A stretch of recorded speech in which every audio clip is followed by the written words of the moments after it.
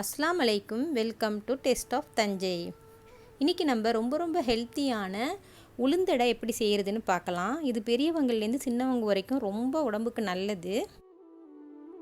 இந்த உளுந்தடைக்கு தேவையான பொருட்களை பார்க்கலாம். நான் 2 கப் அளவுக்கு உளுந்து எடுத்திருக்கேன்.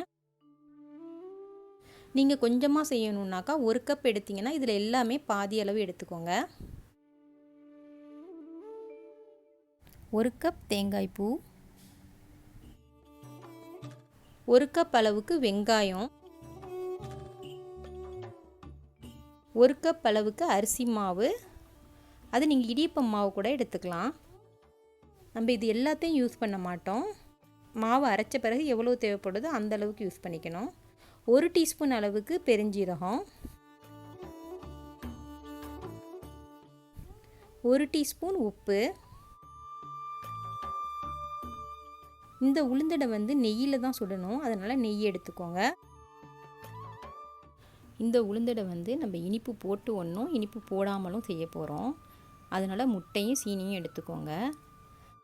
உளுந்தை நல்லா 2 தடவை வாஷ் பண்ணிவிட்டு தண்ணி ஊற்றி ஊற வச்சுக்கோங்க. 2 மணி நேரத்துக்கு ஊற வச்சுருங்க. இப்போ 2 மணி நேரம் ஆயிடுச்சு. நல்லா ஊறிடுச்சு உளுந்து.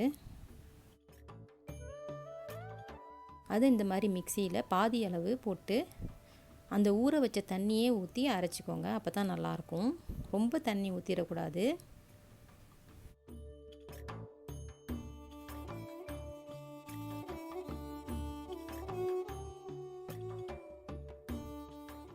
இந்த அளவுக்கு நல்லா நைஸாக அரைச்சி எடுத்துக்கோங்க. எல்லா உளுந்தையும் இந்த மாதிரி அரைச்சி எடுத்து வச்சுக்கோங்க. அதே மிக்சியிலையே வெங்காயம், தேங்காய்ப்பூ, பெருஞ்சீரகம், உப்பு, கொஞ்சமாக தண்ணி ஊற்றி நல்லா அரைச்சிக்கோங்க. அதுக்கு இளந்தேங்காவாக எடுத்துக்கோங்க, அப்போ தான் நல்லாயிருக்கும். நல்லா அதையும் உளுந்தோட நல்லா மிக்ஸ் பண்ணிடுங்க.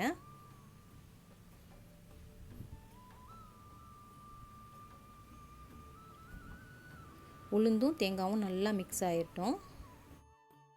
இப்போ எடுத்து வச்ச அரிசி மாவை பாதி அளவு கொட்டி நல்லா கிண்டிக்கோங்க. பார்த்துக்கோங்க, தோசை மாவை விட கொஞ்சம் திக்காக இருக்கணும், அடை மாவு மாதிரி.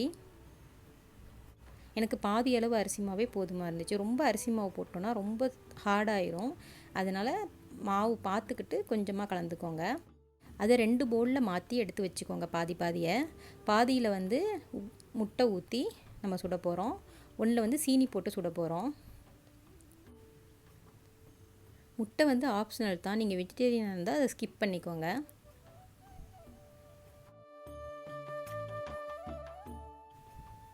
ஒரு அரை மணி நேரம் மூடி வச்சுருங்க. இப்போ அரை மணி நேரம் ஆயிடுச்சு. அடுப்பை மெதுவாக வச்சுக்கோங்க. ஸ்லோ ஃப்ளேமில் வச்சுக்கிட்டு நான்ஸ்டிக் சட்டியில் சுடுங்க. அப்போ தான் நல்லாயிருக்கும், ஒட்டாமல் வரும். நெய் தடவிக்கோங்க. நல்லா சூடு வந்தோடனே இந்த மாதிரி ஒரு குழிக்கரண்டி, பெரிய குழிக்கரண்டி எடுத்துக்கோங்க. அதில் 1 குழிக்கரண்டி அளவுக்கு மாவு எடுத்து அதை ஊற்றி லைட்டாக தடவி விட்டுருங்க. மொத்தமாக தான் இருக்கணும், ரொம்ப மெல்லிசாக தடவக்கூடாது.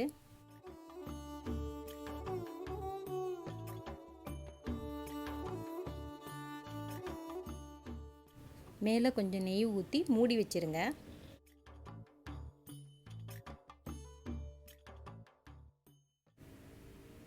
இப்போ ஒரு 2 நிமிஷம் ஆனோடனே திருப்பி போட்டுருங்க. இப்போ நல்லா செவந்துருச்சு பாருங்கள். இப்போ கொஞ்சம் நெய் ஊற்றி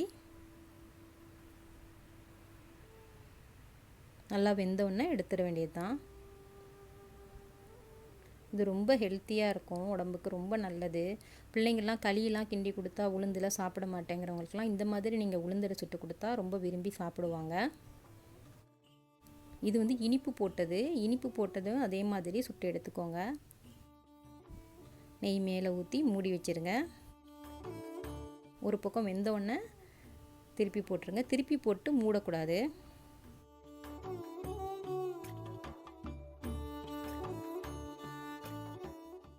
இனிப்பு போட்டிருக்கிறதுனால சீக்கிரம் சுவந்துடும். அதனால் அடுப்பு மெதுவாக வச்சுக்கோங்க. இப்போ இப்போ 2 பக்கமும் நல்லா வெந்துருச்சு. அதையும் எடுத்துருங்க. இது கூடவே சிக்கன் கறி வட்டலப்பம் கூட சாப்பிட ரொம்ப நல்லாயிருக்கும். வட்டலப்பம் வச்சும் சாப்பிட்லாம், சிக்கன் கறி வச்சும் சாப்பிட்லாம். ரொம்ப நல்லாயிருக்கும், ரொம்ப டேஸ்ட்டாக இருக்கும்.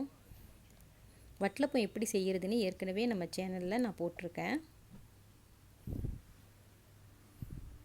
எப்போதும் புதுமையான உணவுகளை எவ்வளோ தான் சமைச்சாலும் அப்பப்போ இந்த மாதிரி பாரம்பரியமான உணவுகளை நம்ம சமைச்சு பிள்ளைங்களுக்கெலாம் கொடுத்தா ரொம்ப ஹெல்த்தியாக இருக்கும். டீ டைமில் வந்து இந்த மாதிரி குட்டி குட்டியாக பேன் கேக் மாதிரி கூட நம்ம இனிப்பு போட்டதை செஞ்சு கொடுக்கலாம். எதுக்கு இது எதுவுமே தொட்டுக்க வேணாம், இனிப்பு இருக்கிறதுனால.